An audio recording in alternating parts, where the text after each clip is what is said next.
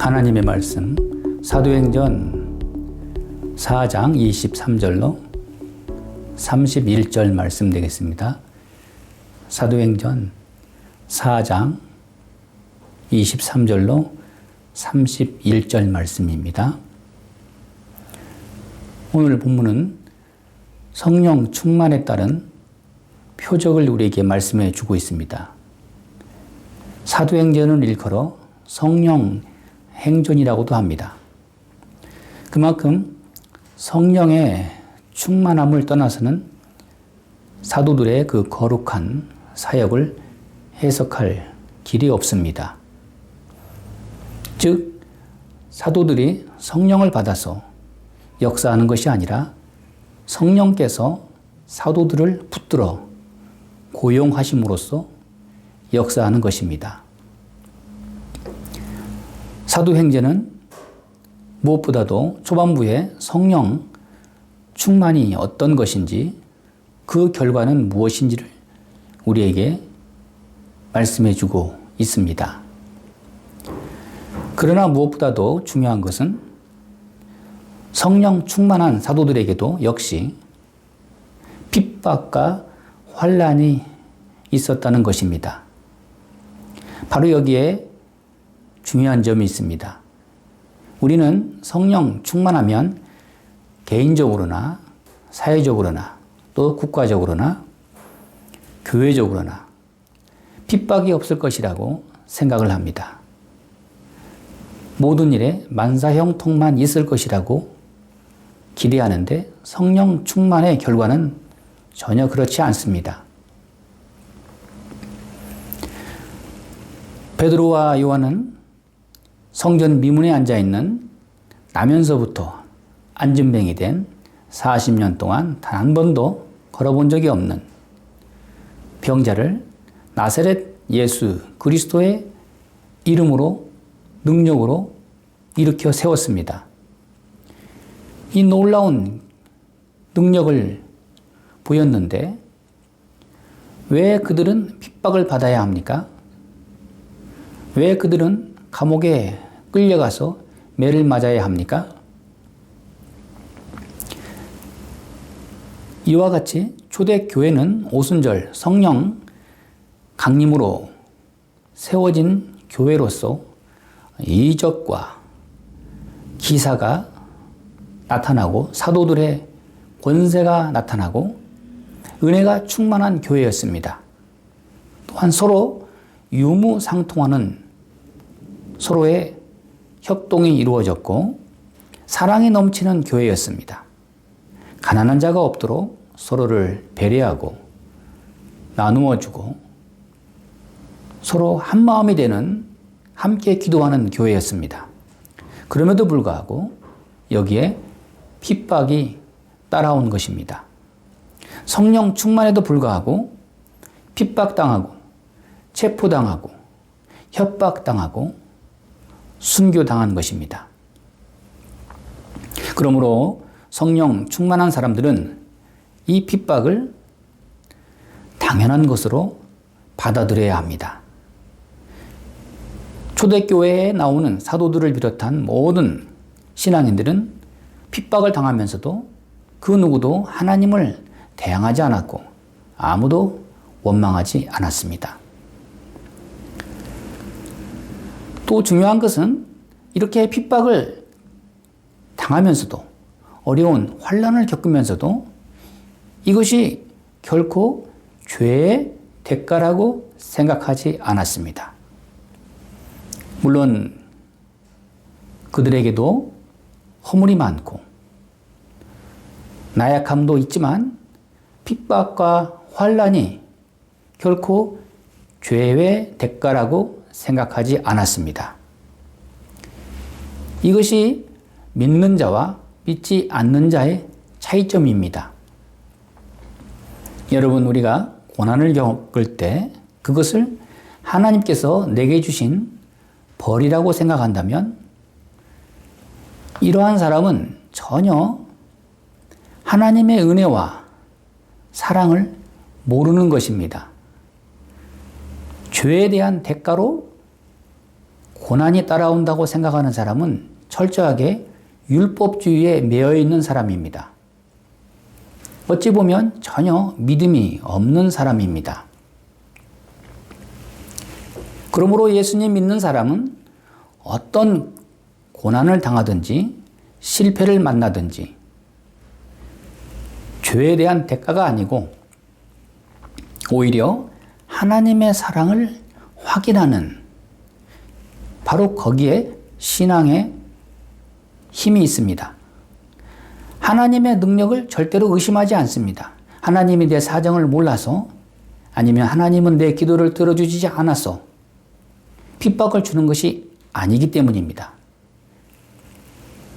핍박을 결코 죄에 대한 대가로 보지 않았고 거기에 심판으로 주어진다는 것을 생각하지 않고 오히려 하나님이 나를 더욱 사랑하심으로 나와 함께 하시는 증거라 이렇게 증거한 것입니다.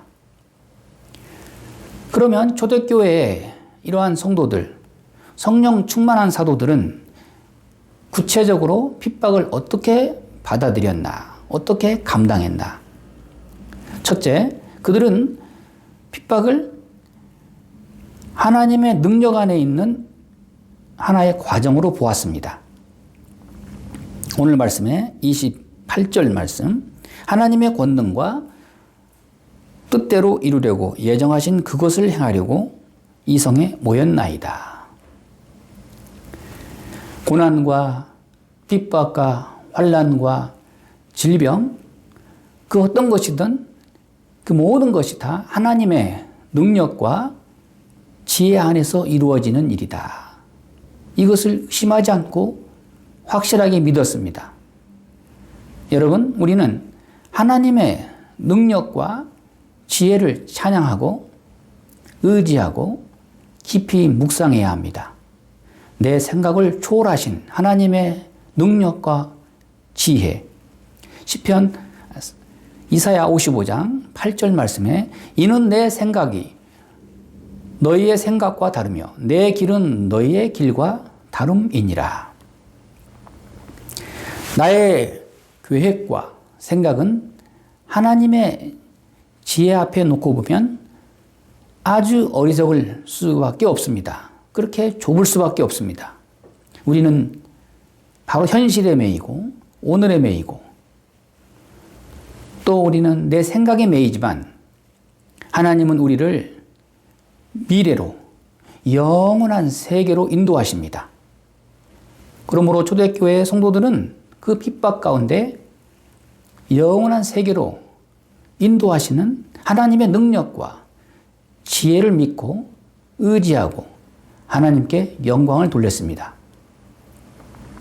둘째, 초대교회 성도들은 핍박과 선교를 통해서 고난을 통해서 선교가 이루어지고 있다. 복음이 전파되고 있다고 받아들인 것입니다.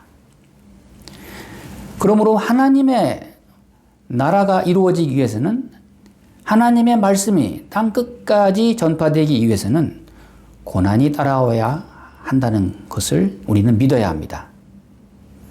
우리는 환난이 없어야, 고난이 없어야 전도가 되고 교회가 평안해야 하나님의 나라, 부흥이 이루어진다고 생각하기 쉽지만 우리의 기독교 역사를 돌아보면 전쟁과 기근과 환난이 없이는 복음이 전파되는 법이 없습니다.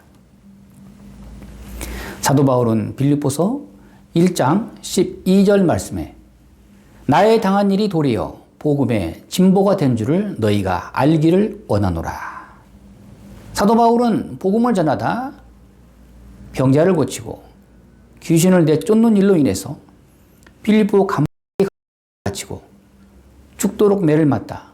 그만 기절하고 그리고는 또한 포승줄에 매어서 죄수의 신분으로 그가 꿈에도 그리던 대로마 제국에 들어갑니다. 어떻게 죄수의 신분으로 있으면서 대로마 제국에 복음을 전파할 수 있었습니까? 돌이켜보면 그 모든 것이 다 고난과 환난 가운데 복음이 이루어졌다. 복음의 진보가 이루어진 것을 그는 증거하고 있습니다. 이와 같이 초대교회에 성령 충만한 사람들은 고난과 핍박 가운데 선교가 이루어지고 있다는 것을 깨달은 것입니다. 오늘 본문의 27절, 28절 말씀 보면 과연 헤롯과 본디오 빌라도는 이방인과 이스라엘 백성과 합세하여 하나님께서 기름 부으신 거룩한 종 예수를 거슬러.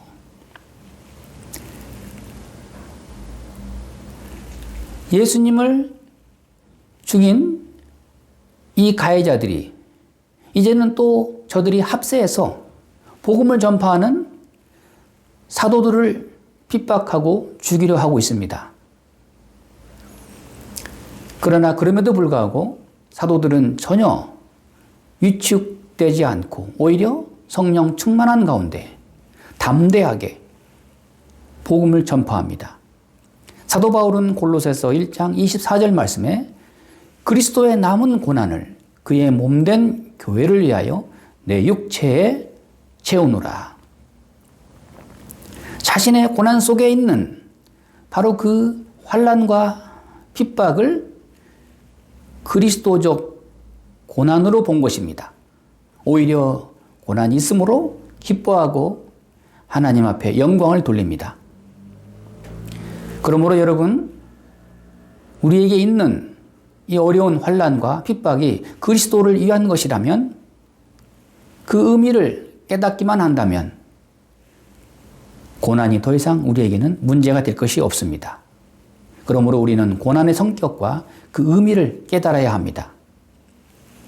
이와 같이 성령 충만한 초대교회 사람들은 자신들이 당하고 있는 고난의 의미를 알고 하나님을 높이 찬양하면서 오히려 기뻐했습니다. 그리고 또한 그들은 그 어려운 중에서도 위협을 당하면서도 24절 말씀에 보시면 그들이 듣고 한 마음으로 하나님께 소리를 높여 이르되 그들이 오히려 더욱 마음을 다하여 합심하여 기도했습니다. 주여 이제도 천지와 바다와 그 가운데 만물을 지으신 이시여 25절 말씀에 우리 종 조상 다윗의 입을 통하여 성령으로 말씀하시기를 말씀에 의해서 그들은 모이고 또 마음을 다하여 합력하여 합심하여 기도한 것입니다. 이게 바로 성령 충만한 사람들의 모습입니다. 베드로와 요한은 병자를 일으키고 십자가의 예수 그리스도를 전파함으로 인해서 붙들리고 감옥에 들어가서 매를 맞고 나왔습니다. 지금도 계속 위협을 당하고 있습니다. 한 번 더 복음을 전하기만 하면은 다시 잡아다가 감옥에 가두겠다 협박하고 있습니다. 그러나 베드로와 요한 사도들은 그러한 고난을 알면서도 이것을 면하게 해달라고 기도하지 않았습니다.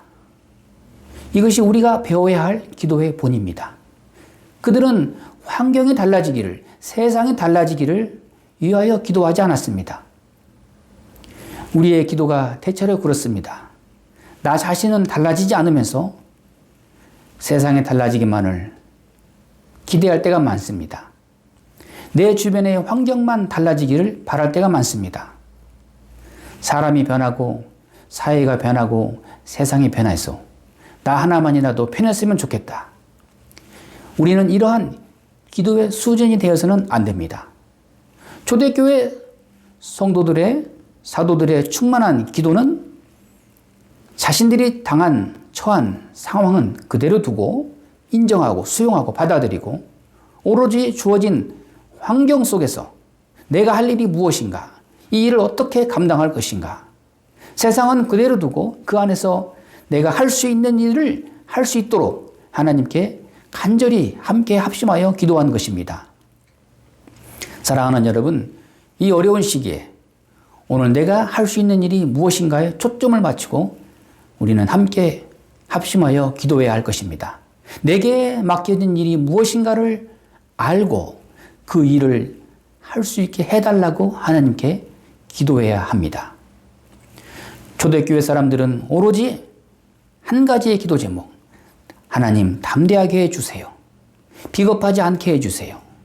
핍박과 고난을 겁내지 않게 해주세요. 신앙적 용기를 주옵소서. 합심하여 기도했습니다. 또한 핍박 속에서 오늘 말씀을 보면 복음을 전할 수 있도록 표적과 이적과 기사를 주옵소서. 하나님의 말씀이 보다 더 효과적으로 능동적으로 전파될 수 있도록 주님이 우리와 함께 하시는 표적을 주옵소서. 그것만 있다면 더 이상 바랄 것이 없습니다. 29절 말씀에도 주여 이제도 그들의 위협함을 굽어 보시옵고 또 종들로 하여금 담대히 하나님의 말씀을 전하게 하여 주시오며 또한 30절 말씀에 표적과 기사가 거룩한 종 예수의 이름으로 이루어지기를 하옵소서. 그 모든 기도의 내용은 절대 나 하나만을 위한 기도, 나 자신을 위한 기도가 아니라 오직 복음 전파를 위한 기도, 그 환난과 핍박 속에서 내가 해야 할 일이 무엇인가를 그 일을 감당할 수 있도록 기도하는 것입니다. 그렇게 기도할 때 하나님은 크게 응답하시고 더욱 놀랍게 역사하십니다. 31절 말씀에 빌기를 다하매 모인 곳이 진동하더니 예수 이름으로 합심하여 기도한 결과 그들은 땅이 진동할 만큼 성령 충만함을 받은 놀라운 기적을 체험한 것입니다. 사랑하는 여러분, 성령 충만, 다시 한번 충만한 모습을 우리가 눈여겨볼 수 있기를 바랍니다. 충만의 목적은 내가 평안하고 내가 잘 사는 위한 것이 아니고 하나님의 말씀을 담대히 전파하기 하기 위한 하나님의 비상조치입니다. 초대교회 사람들은 오직 하나님의 말씀을 담대히 전할 수 있도록 하나님 앞에 기도했습니다. 그랬더니 하나님께서 충만으로 역사하신 것입니다. 처음부터 충만을 위해서 기도한 것이 아니고 오로지 하나님의 말씀을 전파를 위해서 기도한 결과 하나님은 충만한 사람으로 역사하신 것입니다. 그러므로 우리는 선물 자체를 구하는 것이 아니라 하나님의 말씀을 담대히 전할 수 있도록 이 어려운 시기에 하나님의 교회가 굳건히 서나갈 수 있도록 오로지 이 모든 고난을 잘 견딜 수 있도록 우리는 합심하여 하나님 앞에 기도해야 할 것입니다. 그러할 때에 하나님께서는 필요한 모든 물질과 재능과 지혜와 건강과 또한 능력도 주십니다. 사랑하는 여러분, 나로 하여금 하나님의 일을 하게 해 주옵소서. 하나님의 일을 할 수 있는 용기를 주옵소서. 그러한 기도가 우리의 기도 속에서 항상 있기를 바랍니다. 오늘 우리는 기도할 때 보다 더 적극적으로 하나님의 나라와 교회의 부흥을 위해서 하나님 앞에 깨어 기도해야 할 것입니다. 그럴 때 환난과 핍박도 넉넉히 이기면서 하나님의 뜻을 우리가 받들어서 체험할 수 있는 것입니다. 하나님의 말씀을 담대히 전하게 해 주옵소서. 진심으로 구할 때 하나님께서는 이에 필요한 모든 은사를 우리에게 합력하여 더해 주실 것입니다. 기도하겠습니다.